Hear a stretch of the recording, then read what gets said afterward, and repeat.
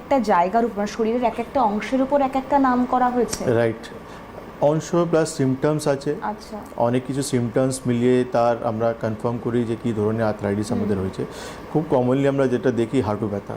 আচ্ছা হাঁটু ব্যথা একটা বয়সের পর 50-60 বছর বয়সের পর মানুষ বলে যে আমাদের হাঁটু ব্যথা হচ্ছে, শুধু হাঁটু ব্যথা হচ্ছে, হাঁটু ব্যথা হচ্ছে, তার সঙ্গে আমার হাঁটু ফুলে গেছে, আমার হাঁটুতে স্টিফনেস এসে গেছে, আমি উঠা বসা করতে পারছি না, ঠিকঠাক হাঁটতে পারছি না।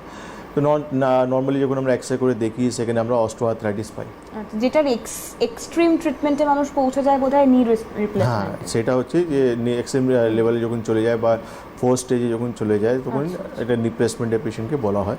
সেটা আমরা দেখি স্পেসিফিক হাঁটু ইফেক্ট করছে।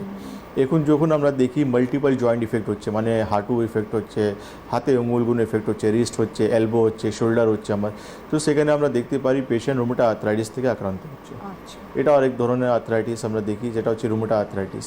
তো আমরা দেখি একটা পেশেন্ট যেটা হচ্ছে কোমর থেকে ব্যথা স্টার্ট হচ্ছে, আস্তে আস্তে পেশেন্ট সামনের দিকে ঝুঁকে যাচ্ছে, সে উঠা বসা করতে পারে না, ঘাড় ঘোরাতে পারছে না, চোখ লাল হয়ে যাচ্ছে, নিঃশ্বাস নিতে সমস্যা হচ্ছে। সেখানে দেখা যাচ্ছে সেই পেশেন্টটা অ্যাঙ্কিলোজিং স্পন্ডিলোসিসে চলে যাচ্ছে।